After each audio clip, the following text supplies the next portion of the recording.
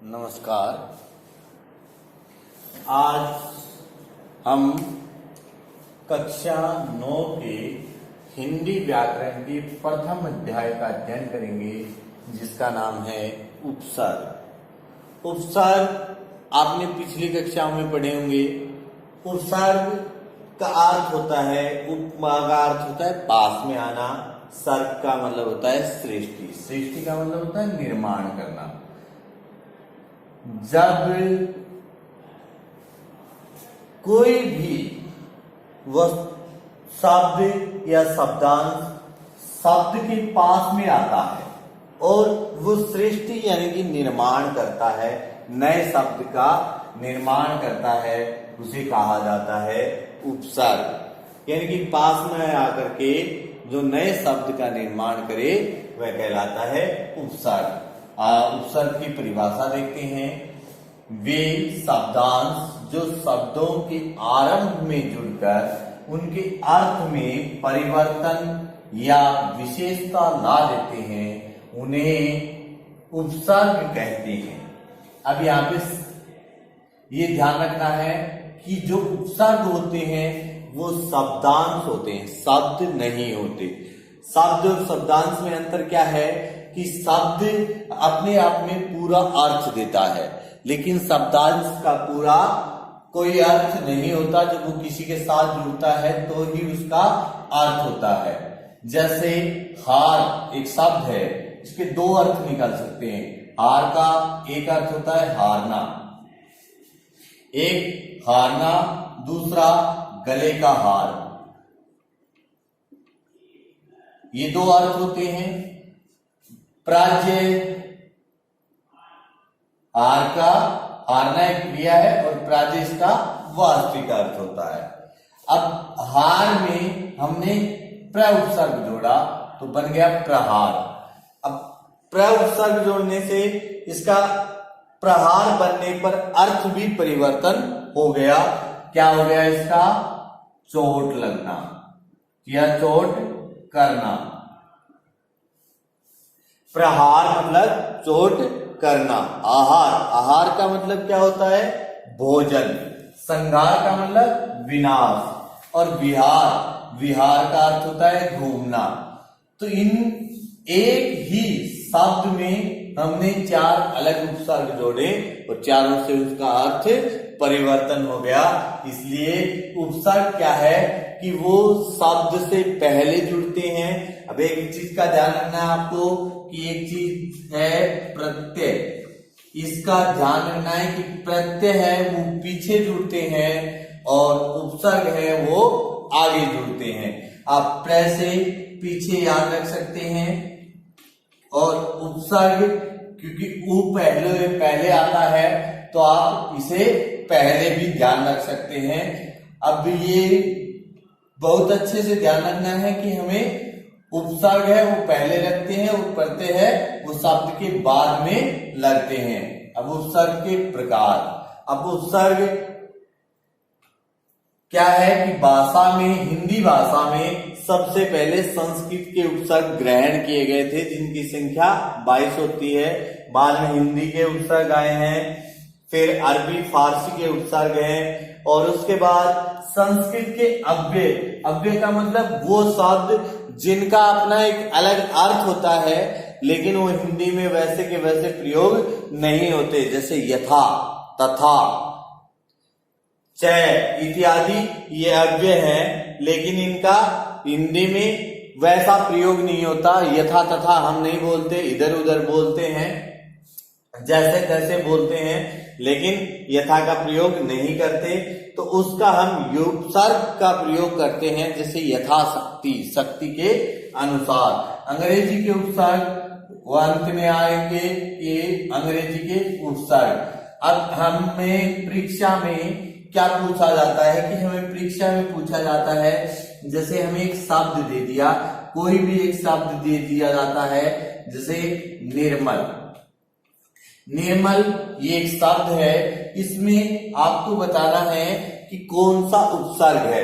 तो उपसर्ग का सबसे पहले तो हमें ये ध्यान रखना है कि उपसर्ग पहले आते हैं, शब्द से पहले आते हैं।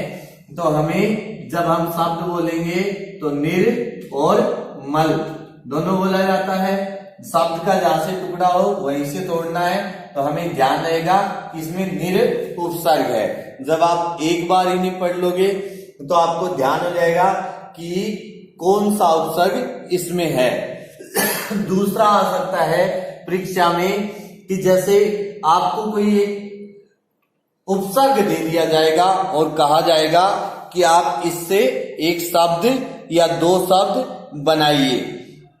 जैसे अप उपसर्ग दे दिया और कहा गया कि अप उपसर्ग से आप दो शब्द बनाने हैं, तो आप बना सकते हो जैसे अपमान। इसी तरीके से आप उसे अपमान और दूसरा आप बना सकते हो अपशब्द। आप अप से अब कितने भी शब्द बना सकते हैं जितने आपने सुने हैं, जैसे अपकार, अपव्यय, ये अप उपसर्ग लगने से बनते हैं। तो आपको इनके उपसर्गों को ध्यान से पढ़ना है और उसके बाद में सिर्फ दो चीजों का ध्यान रखना है कि उपसर्ग को हम अलग कैसे करते हैं और उस उपसर्ग से कौन कौन से शब्द बन सकते हैं। इसका आपकी परीक्षा में 1 अंक का एक प्रश्न आता है और वह कई बार 2 अंक का आ जाता है, 1 या 2 अंक का रहता है। उपसर्ग और प्रत्यय दोनों को मिलाकर के एक ही अध्याय दिया गया है, उससे आपके कुल 3 अंक के प्रश्नोत्तर आते हैं, जिसमें से 2 अंक आपसे पूछा जा सकता है। मान लीजिए 1 अंक का पूछ लिया गया कि आप उपसर्ग अलग करके बताइए, दूसरे में आपसे पूछा जा सकता है कि आप उपसर्ग जोड़ करके शब्द का निर्माण कीजिए। तो आपको उपसर्ग की परिभाषा याद करनी है, आपको उपसर्ग के प्रकार याद करने हैं और जितने उपसर्ग आपकी पुस्तक में दे रखे हैं उन्हें याद करना है। और याद करने के बाद ये जानना है कि वो कैसे अलग किए जाते हैं और उनसे क्या क्या बनते हैं। कुछ उदाहरण मैं अभी आपको दे रहा हूं।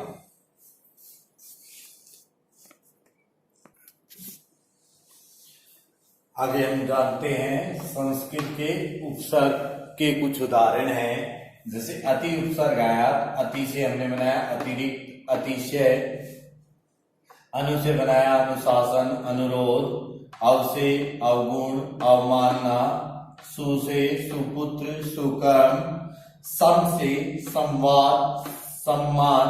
अब एक का चीज का आपको खास ध्यान रखना है कि सम उपसर्ग कई बार जुड़ता है तो ये ऊपर बिंदु के रूप में आ जाता है, जैसे संवाद में, संगार में, संयोग में। तो ये ध्यान रखना है कि कई बार परीक्षा में पूछा जाता है संवाद में कौन सा उपसर्ग है, आप सह उपसर्ग नहीं लिख सकते क्योंकि इसके ऊपर बिंदु है।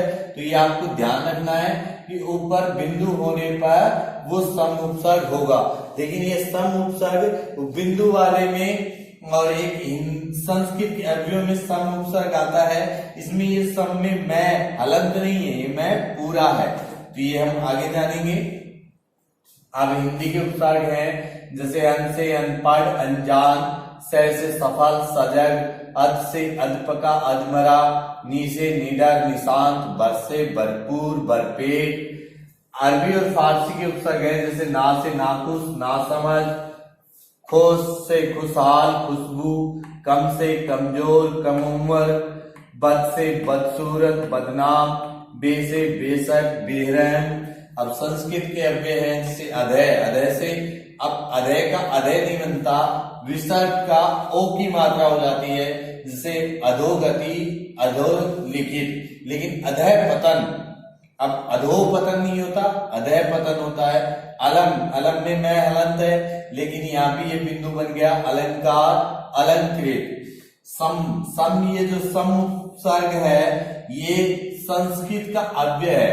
जो संस्कृत का अव्यय और उपसर्ग में अंतर ये है कि संस्कृत का जो उपसर्ग होता है उसमें सम में हलंत लगता है और अव्यय में हलंत नहीं लगता। इसका अर्थ होता है सम्मान या एक समान, समकालीन, समकोण। सह, सह का सहपाठी, सहयोगी। सत का सत्कार, सद्गुण। अब यह भी ध्यान रखना है कि तय है, तय का कई बार दय हो जाता है। संधि के कारण ये तय लिखा हुआ भी मिल सकता है आपको सत्गुण, लेकिन सद्गुण होता है, तो आपको ध्यान रखना है कि इसमें सत उपसर्ग जुड़ा है।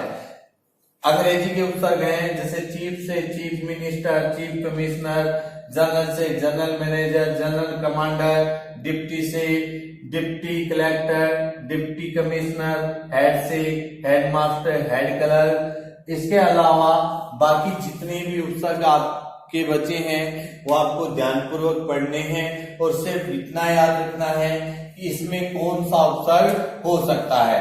जैसे अनुरोध में पूछ लिया गया है कि कौन सा उपसर्ग है, तो आप बोलोगे तो एक बार में पता चल जाएगा कि अनु अलग से बोला जा रहा है तो अनु उपसर्ग है। और उपसर्ग का ये ध्यान रखना जरूरी है कि उपसर्ग आगे लगते हैं। आज के लिए इतना ही, धन्यवाद।